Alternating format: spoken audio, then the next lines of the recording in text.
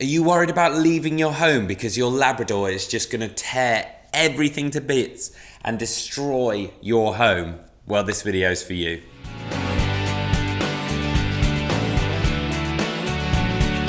Welcome back to the Fenrir Labrador Show. My name's Joe and I'm a certified canine leader here at FenrirCanineLeaders.com. We are dedicated to helping you learn everything you could possibly want to know about the wonderful Labrador, and then how to become a high-level canine leader so you can raise your very own Labrador. If you're new here, don't forget to subscribe and turn on that notification bell so you never miss a future upload right here. Leaving your home knowing you can trust your Labrador is so key. You don't want to be going out and coming back to a house that has been torn to bits. Your furniture being bitten and your pillows being torn all over the place. You don't want that situation. So today we're going to be tuning in to a webinar that the CEO and founder of FenrirCanineLeaders.com, Will, has recorded all about dogs destroying things and how to deal with that situation. So over to you, Will. So in this quickfire webinar, we're going to be talking about how I, as a canine behaviourist, help the clients that I work with destructive behaviours with their dogs, whether that's destroying furniture, destroying doors, digging up carpets, any kind of destruction in the home we're going to address in today's webinar. So let's dive into it. And when it comes to destructive behaviours, it's a little bit different from many of the other common behaviours. As a behaviourist, if that's something that you're interested in working towards in the future, you're going to address. And that as myself, it's very different from, say, a behaviour like extreme aggression or extreme reactivity, where you're there in the heat of the moment and you can implement a strategy or a behaviour modification program or intervention there and then and address the issue and deal with it.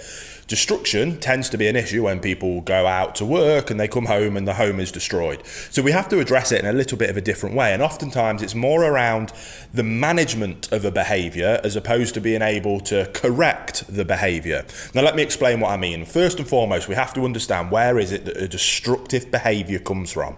Now in my experience of losing count of the amount of cases I've helped people with this with, it tends to come from one of two places. By far though, the most common is simply pent up frustration in terms of a lack of outlet for physical and mental stimulation requirements. What that basically means is you are not doing enough exercise with your dog. If you go out and do more exercise with your dog, give them more mental stimulation, enough that truly satisfies them every single day, depending on their breed and specific requirements for them as a dog, that will 9 times out of 10 address the problem of destructive behaviours. Now, sometimes people don't want to hear that. What they want is for me as a behaviourist with the reputation that I've got to be able to come in and wave a magic wand. They don't have to do anything for their lifestyle and I fix their broken dog. Their dog isn't broken, the dog is simply bored and frustrated. We need to give them a positive outlet for that frustration and that will address the problem. So we're going to significantly increase the amount of exercise we're doing and significantly increase the amount of mental stimulation that we're giving them. If you're prepared to do that, 9 times out of 10 you're going to solve this problem. Now if you want to do that in more of a professional setting, you're going to have to develop the people skills of being able to get that across to your clients in a way that first of all won't upset them by simply calling them out and telling them that they're the problem, but helping them see that that's the case and helping them come up with a process and a program of how it is that they can quickly and efficiently be able to provide additional exercise and mental stimulation. And that's where you can develop different strategies around quick fire ways of exercising dogs, quick fire ways of providing more mental stimulation for them. Hey guys, very quickly, I just wanted to interrupt and let you know about our bootcamp program if you've never heard of it before. It's the program that as a canine behaviourist I use every single day with all of the clients and all of the bad behaviour cases that I work with to high levels of success.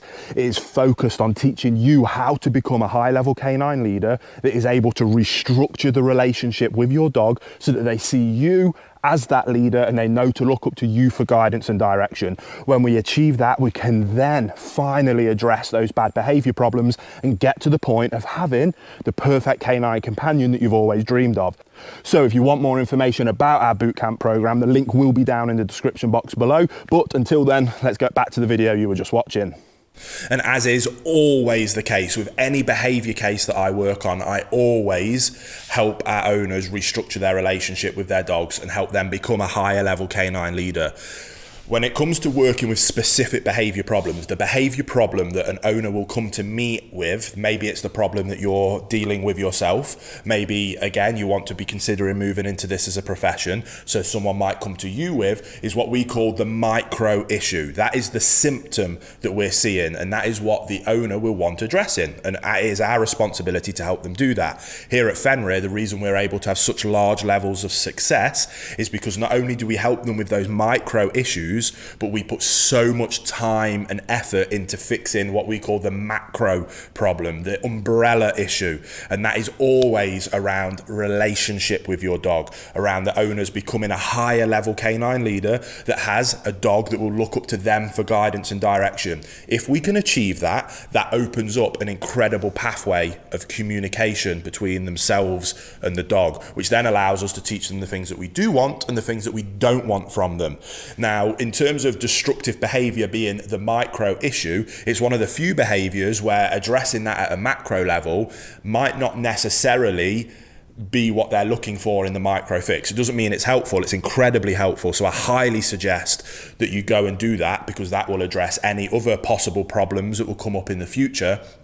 So this could be an excellent opportunity to either help yourself, if you're watching this from that perspective, or to help a client be able to go to that next level, and that will just make them happier and their dogs happier in the rest of their life. But when it comes to destructive behaviors in particular, because they usually happen when you're not there, the only real way that restructuring that relation helps is with anxiety. Now, like I say, destructive behaviors, vast majority of the time, comes from a lack of physical and mental exercise. If it's not that and the behaviors still continue, then oftentimes it comes from a place of anxiety. The dog is stressed and anxious. That anxiety tends to come, usually all of the time, comes from a lack of leadership. If a dog has a calm, consistent leader in its life that it trusts implicitly, they have no reason to be anxious. Then, as long as they're getting plenty of exercise, they'll happily relax and calm down. That's why we focus on those two things first. Then on top of that, or why we're going through that process, because to restructure that relationship, we use our bootcamp process. Again, if you're interested, the online version of that is down in the description box below, but we go through that process, but nothing happens overnight, and that can take some time. Now, like I say, that will 9 times out of 10, even more so 99 times out of 100, will address this issue. If it doesn't, or while we're going through that process, we simply use a methodology of managing the behavior. Stop setting your dog up to fail. To set our dogs up for success with destructive behaviors, it's simply about managing the environment, ensuring that there's not things in their environment that they can destroy. To do that, the easiest way is to crate train or pen train our dogs. Let me start by saying that it is not cruel whatsoever. If you get a dog and stuff it in a crate that's never been in there before, you're a poor leader, the dog is already anxious, you're not giving it enough exercise as it is, so it's already got pent-up frustration, physically, mentally, and on top of that, anxiety from a lack of leadership. Then you leave them in there for 10 hours, then we've got a problem. But that's not necessarily the crate's fault. Again, that's a macro problem that we need to address. If you are a calm, consistent leader, providing your dog with plenty of exercise and leaving them in a crate for an appropriate amount of time, 3 to 4 hours at a time, before letting them out for an additional bit of exercise before going back in, then there is absolutely nothing wrong with using a crate, and a dog will love it.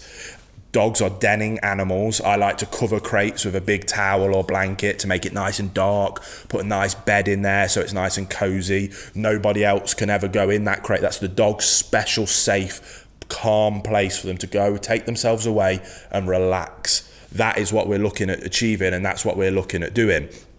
To help with destructive behaviors, if we can get the dog to learn to love their crate, which is very easy if we follow that basic methodology, we leave them in there with a frozen Kong, get a Kong toy, stuff it full of some meat pate, chuck it in the freezer, then before you go out, 10 minutes before you go out, let them sniff the Kong, put the Kong into the crate, shut the crate door so they can't get in there, and I promise you, you do that every time, your dog will be begging you to go away so that you can let them in the crate and shut them in there with that Kong. They'll look forward to that time alone.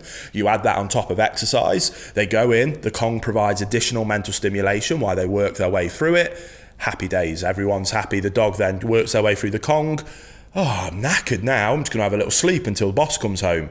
You come home, do a bit more exercise. Again, it's not rocket science. Add in more exercise. add in better leadership, control the environment, nothing in your house ever gets destroyed again. It's not rocket science. The theory is simple and straightforward, just requires a little bit of commitment and dedication and leadership on your part if the owner, or helping your clients' owners be able to implement those kind of basic strategies just with dedication and commitment to the desired outcome, which is having a perfect dog, which you will have if you put in that effort. So I hope that was helpful. Go away, get stuck in, start implementing those things, and I promise you, you're going to achieve incredible levels of success. So there it is, some really useful tips and tricks for your training that you can put into practice straight away with your very own Labrador. I really hope you enjoyed today's video. If so, get involved in the comments down below. Let us know how you're getting on with your Labrador and how your training's going, as we would love to hear about it. Don't forget to subscribe and turn on that notification bell so you never miss a future upload right here, as we have 2 dedicated Labrador videos coming here every single week. So I can't wait to see you in the next episode of the Fenrir Labrador Show.